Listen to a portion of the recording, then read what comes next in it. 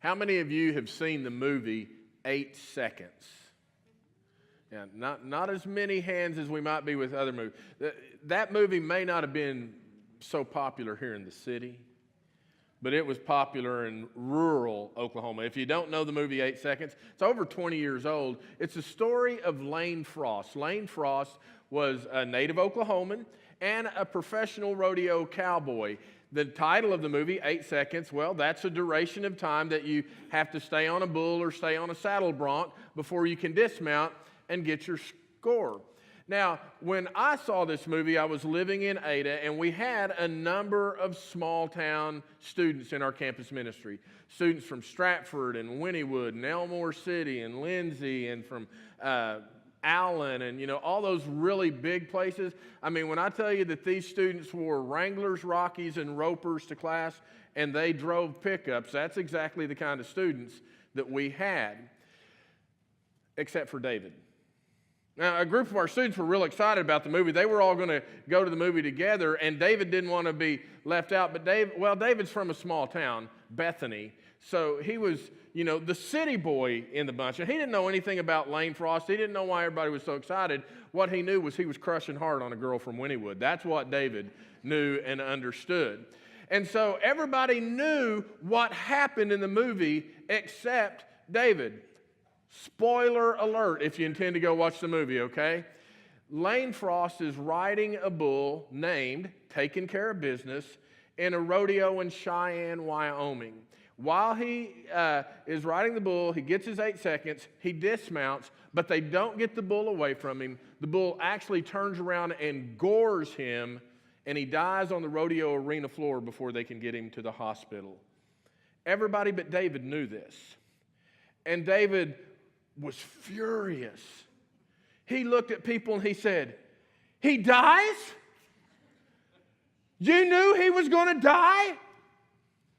You didn't tell me he was going to die?" I mean, he was beside himself because he thought it was going to be a love story with a happy ending, and instead it was a love story with a sad ending. So, brothers and sisters, let me ask you, spoiler alert, we're all going to die. How will your story end?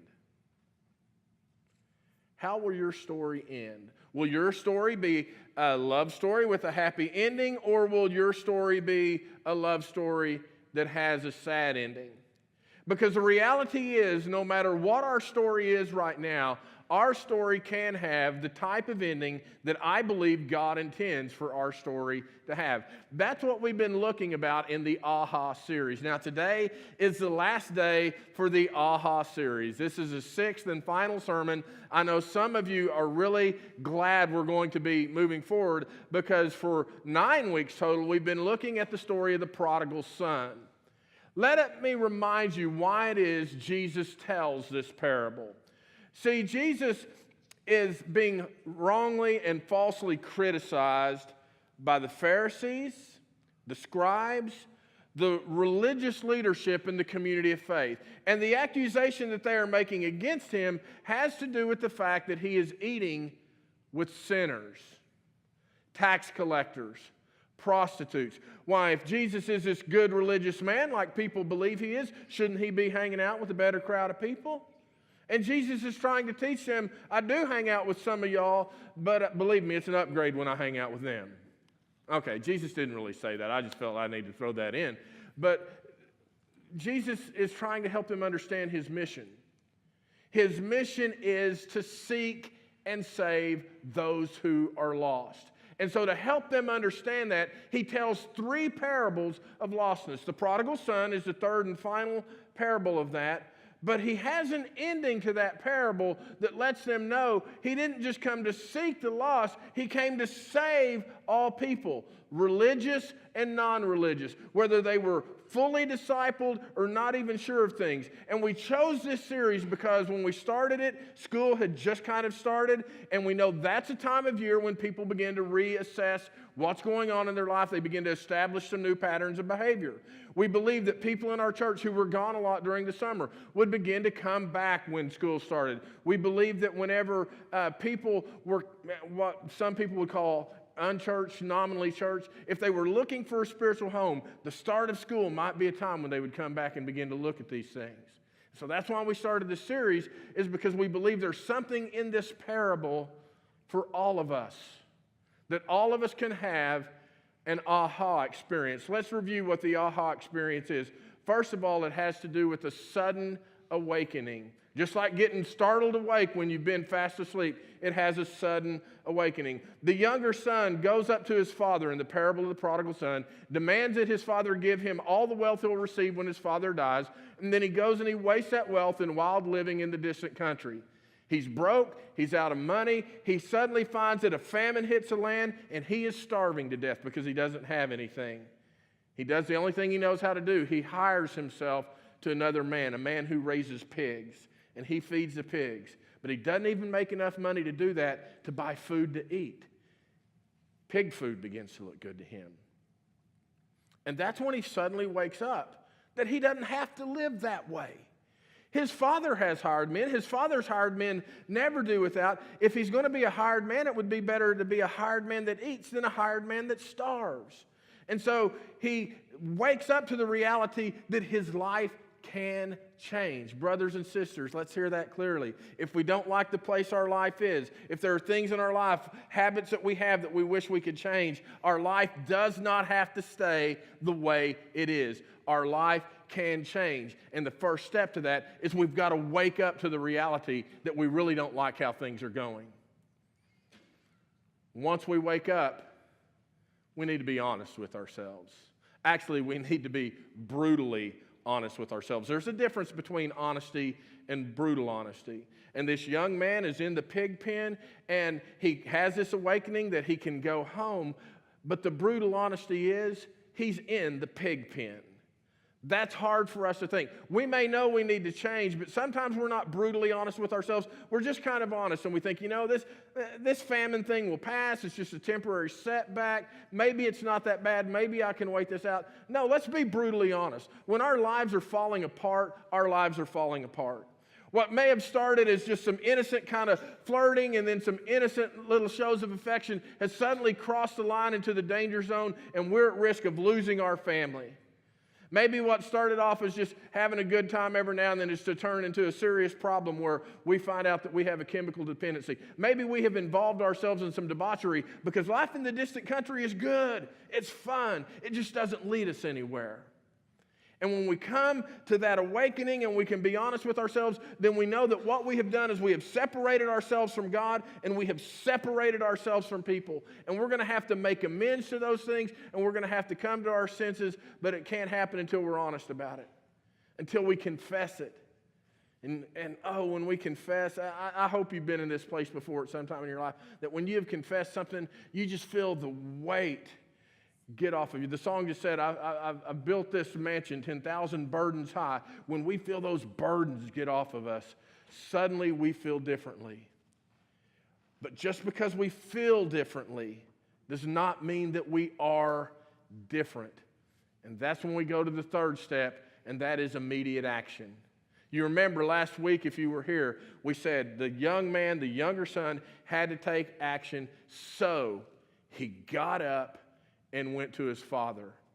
It had dawned on him that even at its worst, life with his father was much better than the best times he had when he was separated from his father.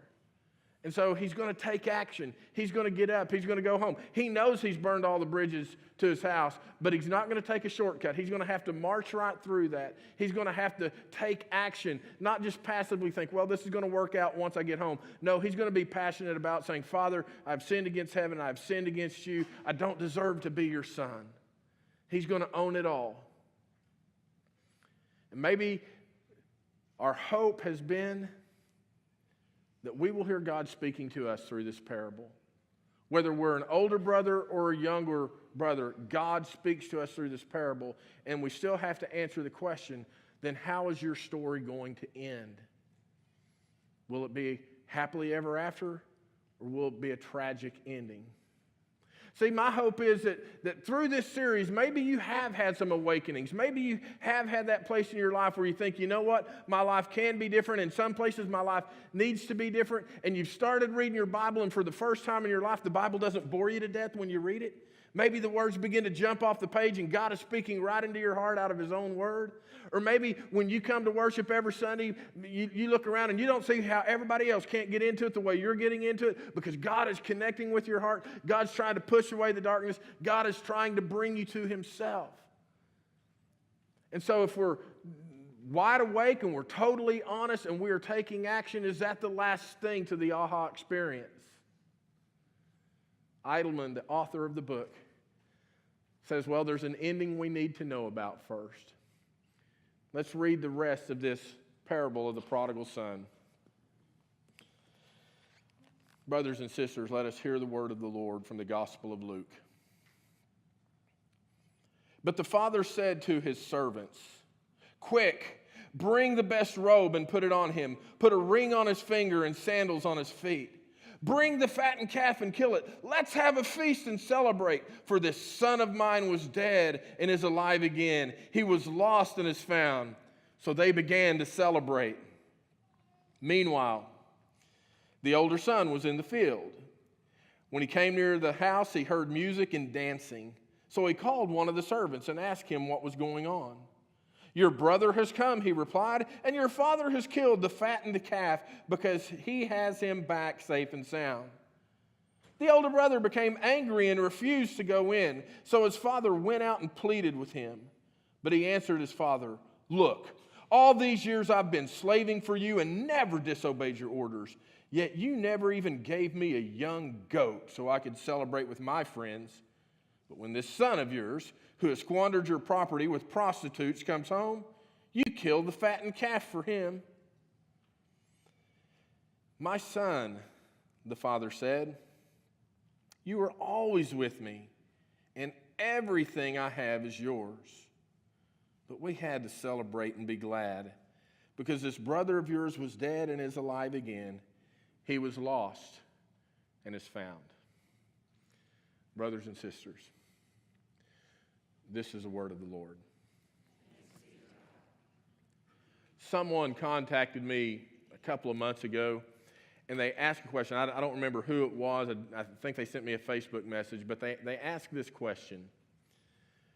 How would the story have changed if when the younger son goes home, the first person he runs into is the older brother, not his father? Now, there's one part of me that says it's a moot point. That's not how Jesus told the story. But there's another part of me that says, no, this is an important question to ask. Because if we're relating to people in the story, most of us here relate to the older brother, not to the younger brother. My answer to that question is this. If you change one part of this story, you fundamentally change the ending of the story. For example, how many of y'all saw the movie Rocky? Y'all know I'm a fan of Rocky movies, but what happens in the first movie if it really is a story of David beating Goliath, if it really is a story of the underdog winning? I'll tell you what happens. We save a lot of money and don't watch the rest of the movies because there aren't any sequels. Rocky wins. It was important that Rocky lose, because now we've got a 7-movie franchise, and hopefully an 8th is coming soon. Or, you know, the Rocky series spans 40 years. It came out in 76, and here it is, 2016. And that ought to make some of you feel old. I feel pretty good. Let me get a more contemporary movie. How about the movie The Hunger Games? The Hunger Games is interesting. If you've not seen it, spoiler alert, Katniss and Peeta win, okay? And they win the Hunger Games, but all of a sudden they change the rules because that's what the government was doing. It was corrupt. And it said, no, one of you has to win, so that means one of them has to die. And Katniss isn't going to play by those rules, so she has these poison berries, and she says, here, we're both going to eat these at the same time, and we will both die, and the government will not win. So, what happens if Katniss and Peeta eat the poison berries? That's the end of the Hunger Games. There's no more. That's how it works. Did William Shakespeare write a sequel to Romeo and Juliet when they both died? I don't think so. Other people have tried to do it, but not Willie. He kept it as it was. You see, when you change one part of the story, it fundamentally changes the whole story. So, let's imagine that the younger brother, he has his sudden awakening, he's brutally honest, but he never takes action. What happens to him? He dies in a pig pen. Or let's imagine that the older brother is the first person to go look for his younger brother. After all, these are Jewish people. They know the story of Cain and Abel. They know the question is asked, am I my brother's keeper? With the answer, yes, you are. That we are to watch over one another in love. So let's imagine the older brother does go to his younger brother. What do you think happens in the story? I would suggest it depends on when he goes looking for his brother. If he goes and he finds his brother when his brother is living wildly and he shows up, his younger brother's going to look at him and say, get out of here. You're always trying to bring me down. You're such a loser. I'm just trying to have fun. Get lost. And he stays the prodigal. But if he comes to his younger brother when he's in the pig pen, I would imagine it differently. I would imagine that you could cue the sentimental music, that all of a sudden they would embrace. They would hug each other. They would cry. They would sling snot in their emotion. And he would say, don't worry about Dad. I'll take care of Dad for you. And they would go home. Different story, isn't it? What happens if when the young man gets home and he tells his dad, Father, I've sinned against heaven and I've sinned against you. I do not deserve to be called your son. Just treat me as one of your hired men. What if his dad said, I think you're exactly right. You aren't my son. I mean, my heart still feels a little something for you. I'm trying to get over my heart being broken by you. So I will treat you as a hired man. And you go out and you stay with the other hired men. And so he goes out with the other hired men and they're like, been waiting for this pretty boy to come our way for a long time. He's never had dirt under his fingernails. He doesn't have calluses on his hands. We're going to treat him worse than he ever treated us. Can y'all imagine that part of the story? Little hazing, they look at his resume. We see you feed the pigs. So we know exactly the job for you. You're in charge of cleaning all animal waste. Or let's just imagine the father rejects his request and doesn't let him come home at all. At any point of the story, if you change it, it fundamentally changes the end of the story. And Jesus is telling the story with purpose. He doesn't just talk about the lost. This is the third of three lost things. He's talking about the older brothers because he's talking to older brothers. There's something for everybody in this story. You see, the aha experience, if you remember, by definition, the aha experience is any experience that we have that draws us closer to God. The light comes on. We have an epiphany. The darkness is pushed away. And brothers and sisters, if we truly are on a journey of faith, then in the course of our journey, we will have many aha experiences.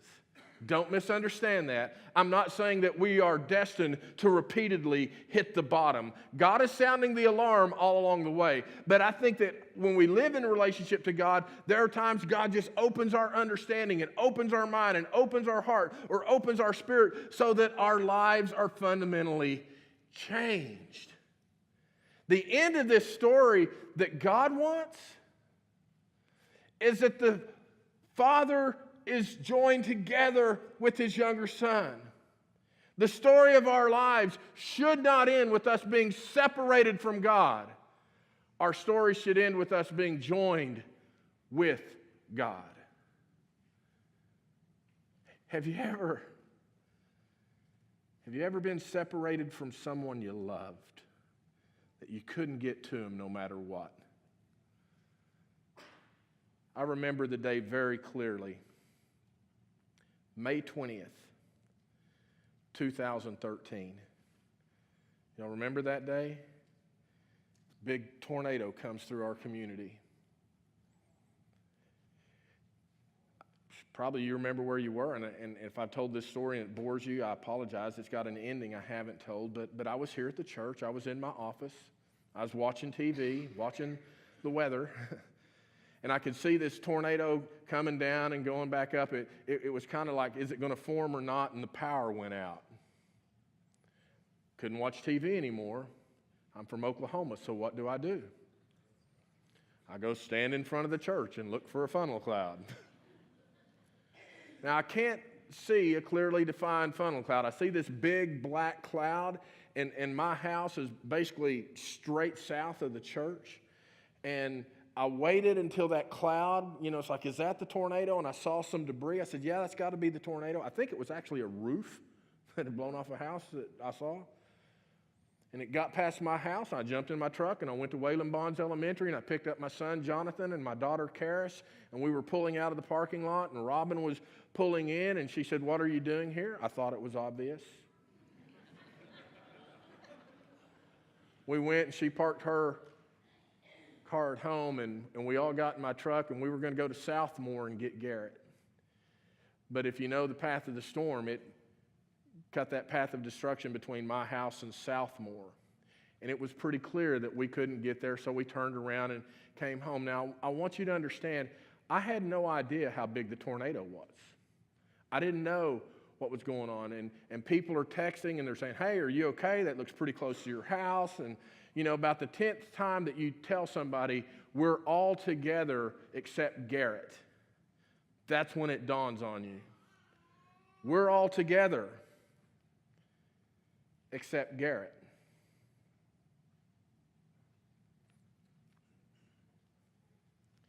My best friend lived in Tulsa at the time, and we're on the phone, and I know now what he wasn't telling me. What he was telling me was, it doesn't look like it hit Southmore, it looks like it's okay. What he wasn't telling me was he could watch on the news that it had hit Briarwood, and it had hit Plaza Towers. But I finally sat there and I thought to myself, what would a loving father do in this situation? And the only thing I could come up with is a loving father would go find his son. And so I told Robin, I'm going to get in my truck and I'm going to drive as close as I can get. And then I'm going to get out and I'm going to walk and I'm going to go get my son. At that point, it wasn't our son, it was my son. You understand that? So I drove and I had parked, and I figured it was going to be about a 2-mile walk for me to get where I thought I needed to be. And that's when Robin called, and she said, I've just heard from Garrett, and he's fine. And you can go on up to the church, because our church was a Red Cross shelter. We needed to get up here for all the work that we were going to be doing. Again, I still have no idea how devastating this was. But I remember pulling in the church parking lot, and this tidal wave of emotion just crashed over me. Mike, you remember that. And I couldn't breathe. At 9 o'clock that night is when they finally brought the bus of students from Southmore to our church so families could be reunited. And it wasn't until that moment when I could wrap my arms around Garrett and tell him I loved him that I could catch my breath. Our family was up here till after midnight that night. We finally went home, and of course we didn't have any power. We opened the windows to let the cool breeze in, and nobody wanted to go to their bed. We just wanted to be together, so we made a little camp right there in our living room, because the most important thing was that we could be with each other. Friends, that's the most important part of the ending of our story, is that God wants to be with us. God does not want to be separated from us.